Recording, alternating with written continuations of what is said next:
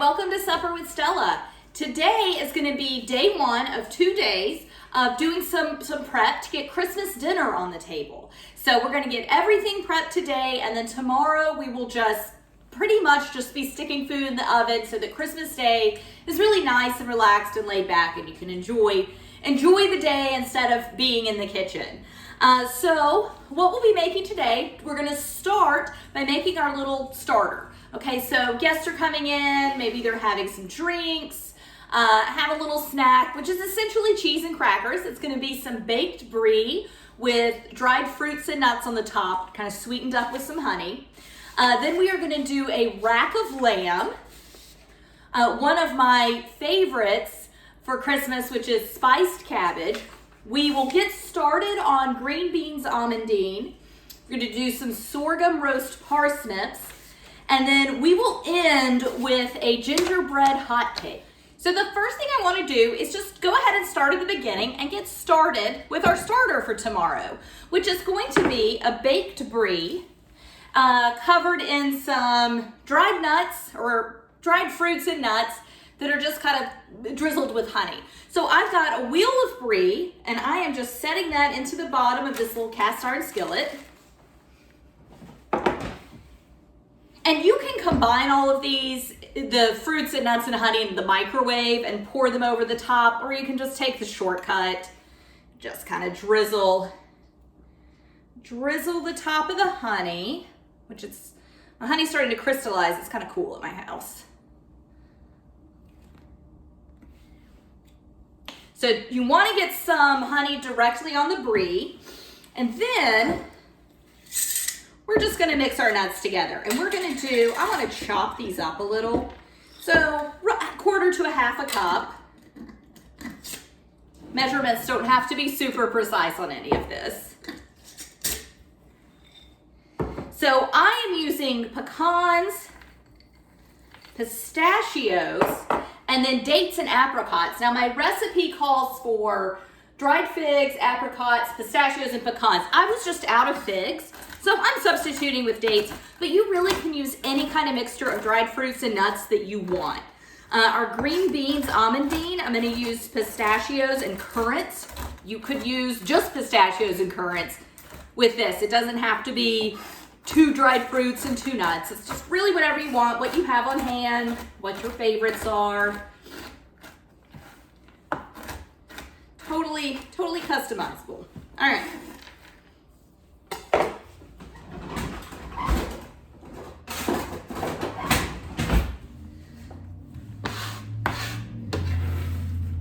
You don't want your nuts diced up super small, but those pistachios were all whole, so I just wanted to get them sized down a little bit.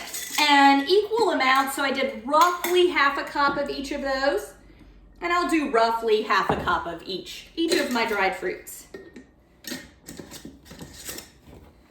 So I've got dates and apricots, and I am just going to thinly slice these up.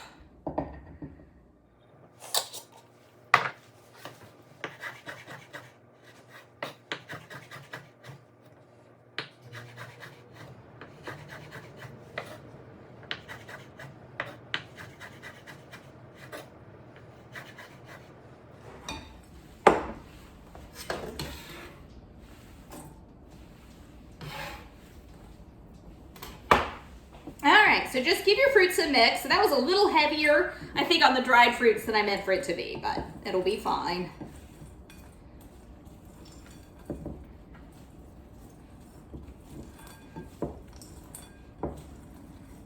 I eyeballed the whole fruits and then I sliced them, so ended up being more.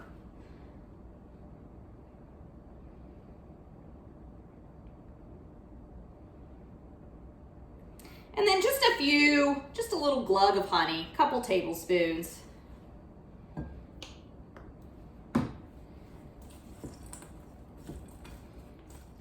And then we are just going to top this.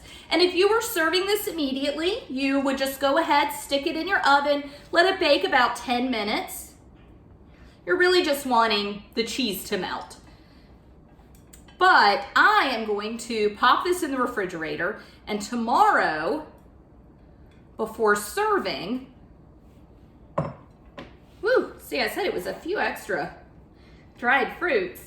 But tomorrow before serving, I'll just pop it in about 10 minutes before I want to serve this little starter. So the next thing I want to get started on is our lamb. So I have got a rack of lamb. It's about 2 pounds. 2, 3, 4, 5, 6, 7. It's about 7. Well, my last bone's kind of cut in half, but it's 8 bones, 2 pounds worth of lamb. This is going to be so good. I love rack of lamb at the holidays. For me, it's not something I can find year round, so it's just kind of seasonally special. It's not just available at Christmas. There's other, like Easter is usually a time I'll see rack of lamb in the grocery store, but it's always something I enjoy having just whenever it's available. So we're just gonna do a really simple little rub on this, which is gonna be garlic, rosemary, thyme, olive oil, salt, and pepper. Very, very simple. Oh, and a little whole grain mustard. And whenever I do, a few Christmases ago, I did a standing rib roast, which is beef. Kind of looks similar to this, but about 3 times the size. There's a huge amount of food. And I did a very similar rub on it as well. And it was delicious, but it just very versatile, very simple little rub to go on the outside. All right, so I am just gonna grate my garlic into this little bowl. And I really would recommend grating it here, or maybe if you don't have a grater, I mean, they're pretty inexpensive, but if you don't have a grater, you just super finely mince it.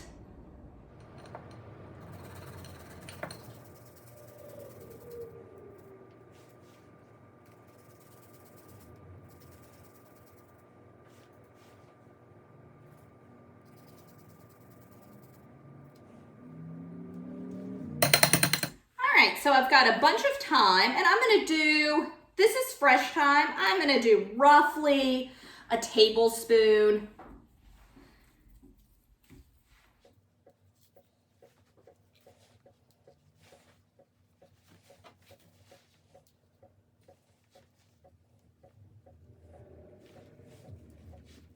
All right, so about a tablespoon thyme, and then equal parts, so another tablespoon here of rosemary.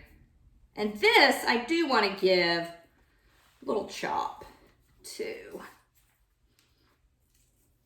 And rosemary can be fairly overpowering, so, I say a tablespoon. I would err on the side of just under instead of just over.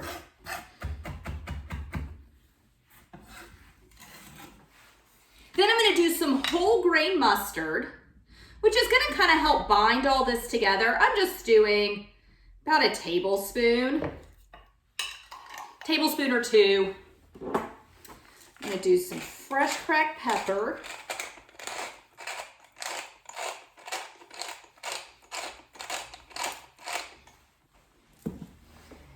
Good bit of salt and some olive oil.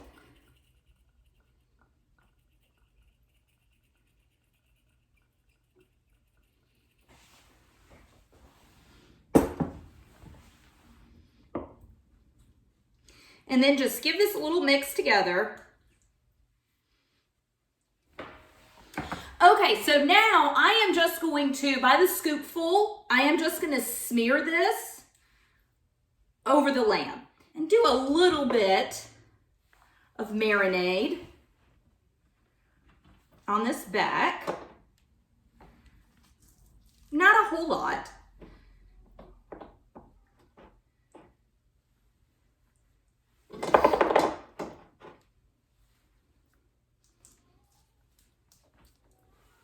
And I'll spread a lot of this is going to fall off on this side. Some of it already has. This is where most of your meat is. And so I'm really going to work on flavoring this side and just smearing all this in, especially those areas where I actually see meat instead of fat exposed.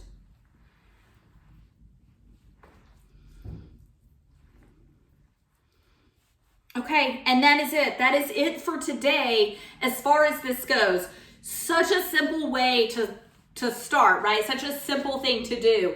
Just made a little marinade, smear it on it. I'm gonna pop it in the refrigerator, and then tomorrow, first thing I do when I start my coffee making is I'll take this out of the refrigerator and let this start to come up to room temperature.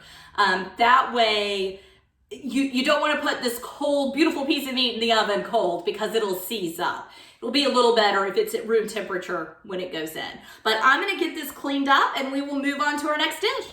So the next dish that I'm gonna start on today is green beans almondine. There's not a whole lot we can do with this today beyond washing, which I just rinsed off, and then trimming up the green beans. So to make this kind of special for Christmas, traditionally this dish you use butter, sometimes onion or shallot, but sliced almonds are usually kind of the main thing that makes it green bean almondine.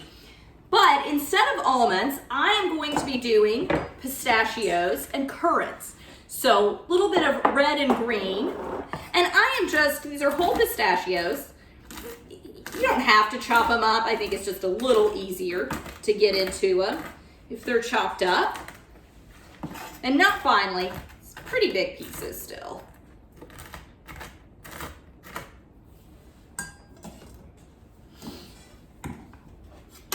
So I'm gonna go ahead and get them put in this little container so that I don't have to do that tomorrow. Chopping up the, pistachios doesn't really take that long. This seems like a little bit of a waste, but honestly, it's so much that's just going on Christmas Day. Whenever I'm doing, and I do at the holidays, like to do dishes that have fruits and nuts in them, I just go ahead and pre-measure. I'm gonna use 4 tablespoons of butter. That's in there. So this, I'm just gonna set aside, and all of this packaged up, my green beans almondine. Makes it just a little bit simpler to get done tomorrow. And then I'm gonna trim my green beans. Now, if you could find the little haricot vert or they're thinner, a little more tender green bean, that's what I would have preferred. All I could find though were this more of a standard green bean, which is fine. There's nothing wrong with this kind of green bean. It just wouldn't have been my first choice. But all I need to do, they're not stringy ones, so all I need to do is just, and I can snap them. I don't know why I'm doing it the long way. I am just gonna snap the top off and go ahead, and so when I cook them, I kind of want them to go in the pan the same way and just be nice and neat. Looks like a lot of these have already been trimmed. So I am just gonna line them up on this plate, all kind of headed in the same direction. So they're that much easier to work with tomorrow. So yeah, most of these have been pre-trimmed, which makes things much easier. So I am just gonna get through this, and then we will move on to our next dish, which is probably my favorite thing to serve at Christmas, which is spiced cabbage.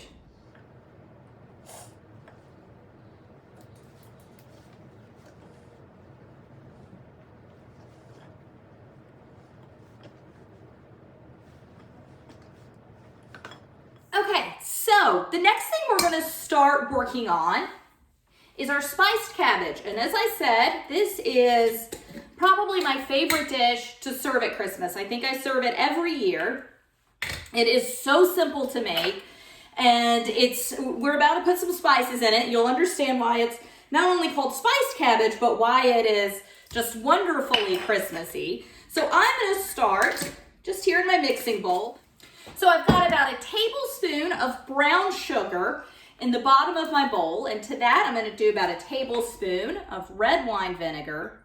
And now the recipe that I'm posting is for a full recipe that serves 8 to 10, which calls for a whole head of red cabbage. I am not serving 8 to 10 people, and I happen to have half a head of cabbage in my refrigerator. While I love this dish, I could totally make, extra servings of it for leftovers. Since I had the ingredients for half of it, I'm just gonna do a half recipe for what is actually listed on my website. So just be aware of that with some of these measurements, okay? Not doing a half recipe of everything today, but just look at the recipe. As always, I'm trying to show you kind of methods and good ideas as opposed to actual definite recipes. the recipes are all posted, but what I show you on the show is often a little bit different. So as far as what makes this spiced, it is cloves and nutmeg are what gives this wonderful dish. It's just delicious Christmassy spice. And I like to, and we'll go through this tomorrow, but I really like to pop this in the oven right before guests are gonna walk in because it smells amazing when it's cooking. And that just really goes ahead and kind of sets the theme.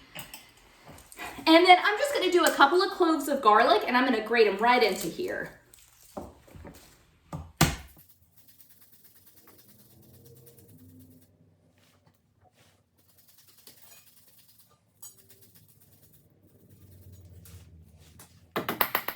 So I'm just going to give all this a little stir with the tongs. I'll eventually toss it in. And it's red wine vinegar, brown sugar, cloves, nutmeg, garlic, salt, and pepper. Okay, so next thing I'm going to do is I've got half an onion, and I'm using red because it matches the red cabbage. You could use a white onion though, if that's what you had on hand. And I am going to use a Granny Smith apple, which is, I think, what the recipe calls for. No? Well, it says one green apple, so. But if you have a different variety of apple on hand in your kitchen, go ahead and just use it. I have certainly used different types of apple. The Granny Smith just being tart, it tastes great with this, but it also being, it's very firm, right? So it holds up well in the baking, but I have used all kinds of apples and I've never found there to be that big of a difference.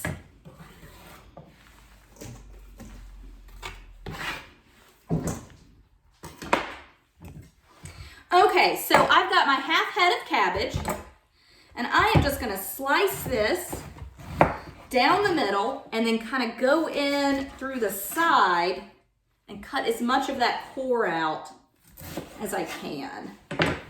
And then I'm just gonna finely dice this, or slice it.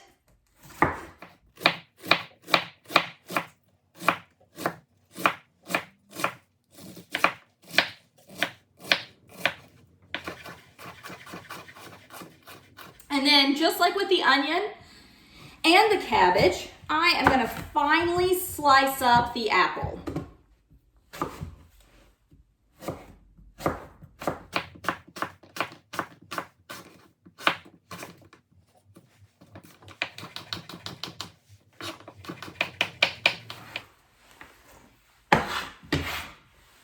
And I'm gonna actually just use the whole apple.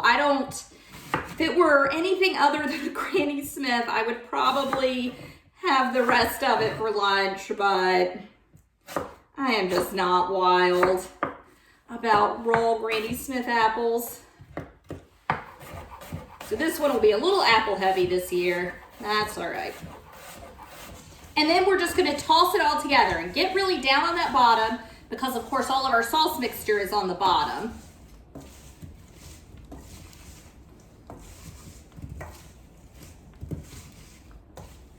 And any apple, cabbage, onion, whatever it is, because it's all kind of in rings, right? I mean, it all wants to stick together when you cut into it. So just make sure you're pulling those pieces apart so you don't get a huge, like I've got multiple pieces of apple, just, I guess it didn't cut all the way through them.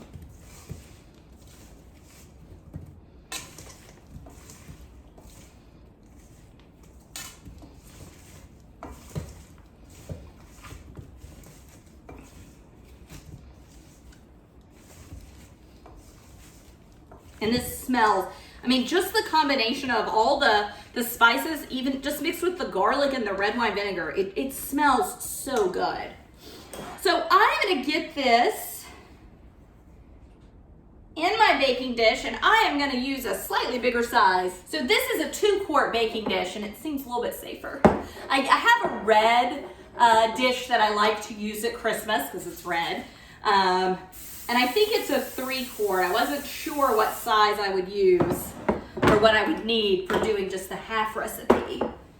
And this does cook down a good bit. There's a lot of water in this, so it cooks down a lot.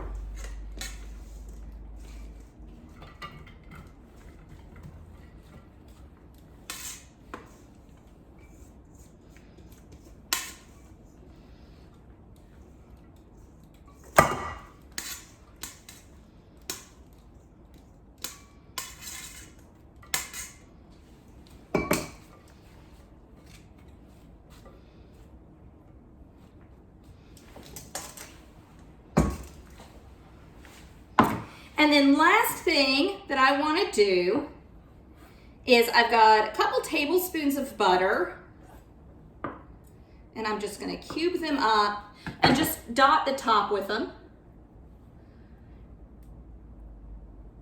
And they just melt down as this cooks, give it more flavor. That's it. I'm gonna saran wrap that and stick that in the refrigerator. And tomorrow it is gonna cook at 350 for an hour, hour 15, something like that. And it will perfume up the house wonderfully. So the next thing we're gonna make are sorghum roasted parsnips. All the roasting will be done tomorrow.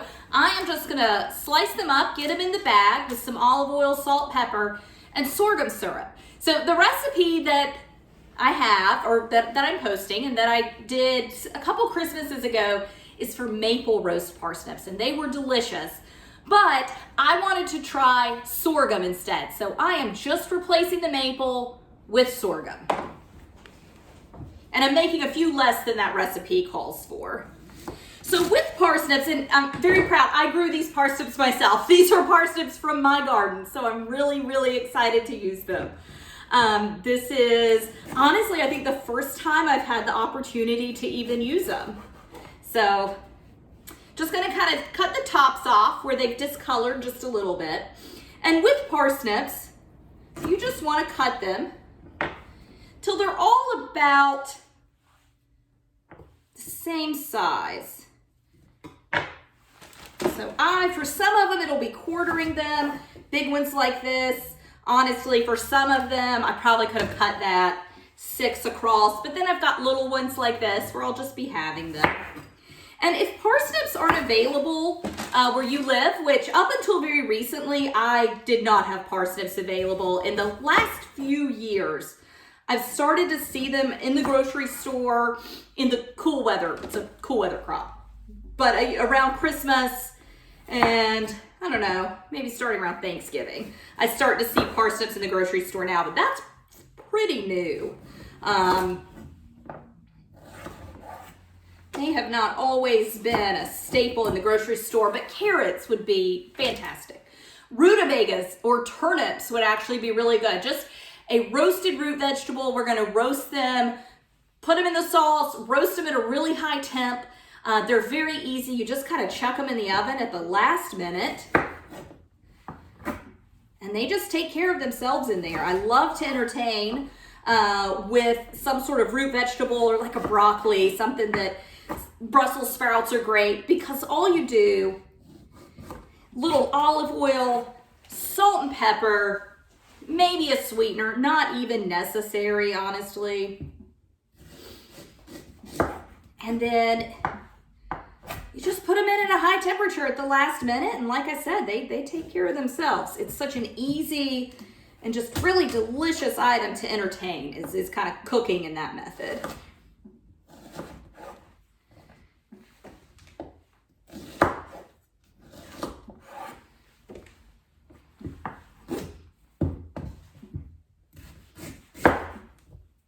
But these are extra exciting because I grew them myself. And I've tried to grow parsnips before and just haven't been very successful with it. So I was really proud to get some parsnips this year.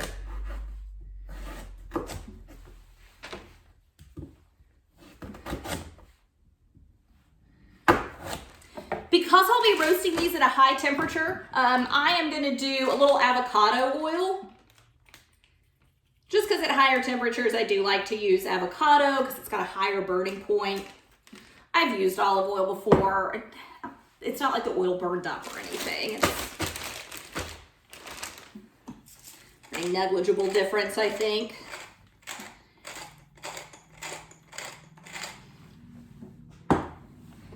pepper, salt, and then my sorghum. And you could use cane syrup, you could use honey, you could use what the recipe calls for, which is maple syrup, date syrup, any kind of sweetener, or you could completely omit the sweetener altogether. Parsnips just have, they're kind of, to me, almost like a turnip or a beet. And then they have this very kind of earthy, I don't want to say bitter because that sounds so negative, but they have this like earthy kind of taste to them that could sometimes be construed as a little bitter. So I like doing a sweetener with them, although sorghum, which is a wonderful sweetener, it is also kind of an earthy taste. It's not bitter, but it's you're not going to confuse it with honey. And it's much more like earthy than a maple syrup would be. It's not super sweet. I just thought it would go really nicely with parsnips. Haven't done it before, so we'll see. And then I just toss all of this around. And the sorghum it's much more viscous than maple syrup is, so it's gonna take a little while for it to kind of start breaking down. But basically, I'm not gonna throw this in the fridge just yet because I want the sorghum syrup to start breaking down before I stick it in cold. But I will just set these aside, put them in the refrigerator later, and then tomorrow, all I have to do, put these on a sheet pan and let them roast up. All right, so the very last thing that we are gonna put together today, and we're just putting it together, we're not cooking it, is the gingerbread hot cake. So, could I go ahead and make the batter today and just cook it tomorrow? Probably. I've just never done it that way, so I'm gonna just do the method that I know works, which is putting all my dry ingredients together, putting all my wet ingredients together, putting my topping together, and then just combining things tomorrow. So, this, and we will talk about this more tomorrow, it is a pretty strange cake, but it is delicious. It's like a self-saucing cake. It's got its own sauce in the bottom of the pan. It's so simple. It is based on a Nigella recipe where she did, I think hers was like a cocoa or chocolate hot cake. And I watched the show for years where she would make it, and I thought, there's no way that works. And you'll see tomorrow. I was like, there's no way that works. And then somehow, like magically, it comes together and it does work, and it just looks amazing. So anyway, a little scintillating there, but we'll get to it. So I've got a cup of flour. I'm gonna do a teaspoon baking powder, 2 teaspoons of my gingerbread spice mix, and you can find this mix, just search for it on my website, which is supperwithstella.com. I'll use that again. And then a 1/4 teaspoon salt, flour, baking powder, spices, salt. Okay, that is all of my dry ingredients. Could have used a smaller container. Should have read it first. Whatever. Mix them up by shaking them. There we go. Dry ingredients. Done. Wet ingredients. I'm going to do 1/2 cup of milk and a 1/4 cup of just vegetable oil, canola oil, which is exactly what was left. And then 1/2 cup of molasses. This is what makes it gingerbread, along with the gingerbread spices.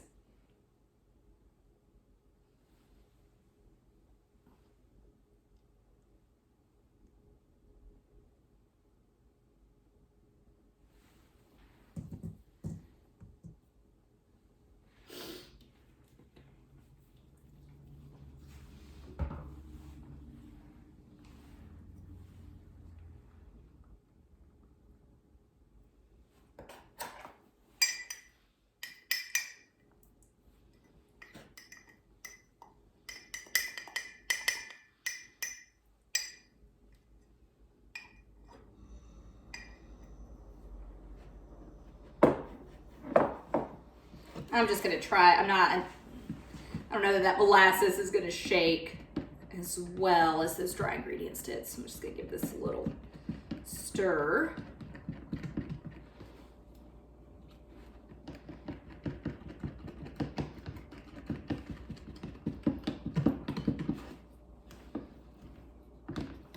And I am gonna go, I wanna do 1 egg.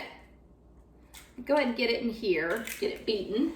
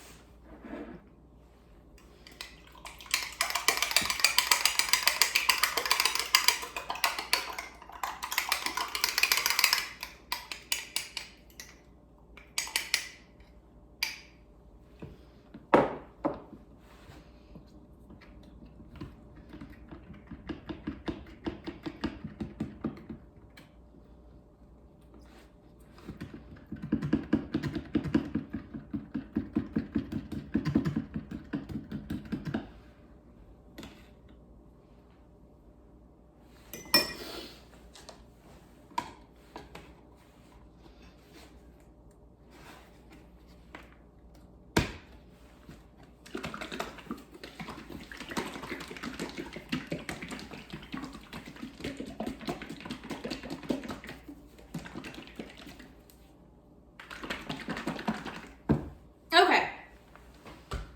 So wet ingredients, dry ingredients, and then this is our topping, which is a little simpler to make. It is just gonna be, at this point, we are just gonna do, we'll add some butter later, but for right now, we are just gonna do a cup of brown sugar.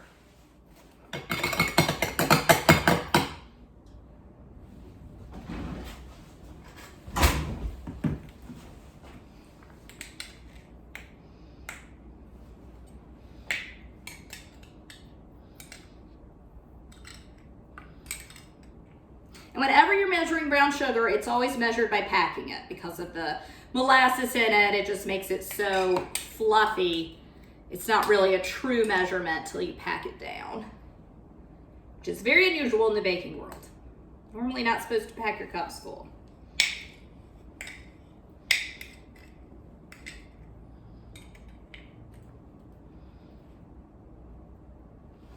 As far as baking goes, this is baking light. This is pretty simple to do.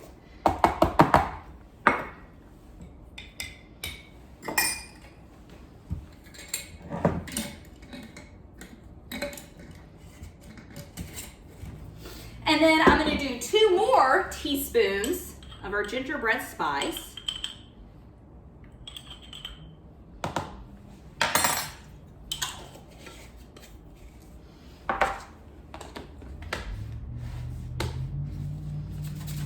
And then just give this a good mix.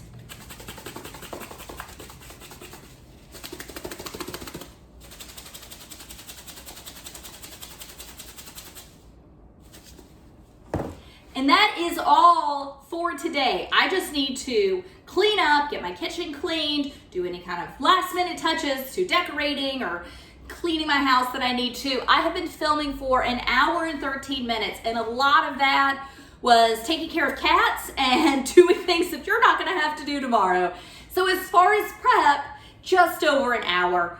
Very simple, mostly just cooking things off tomorrow. So please join me back tomorrow and see how I finish up this Christmas Day dinner. Thanks so much for joining me. Bye.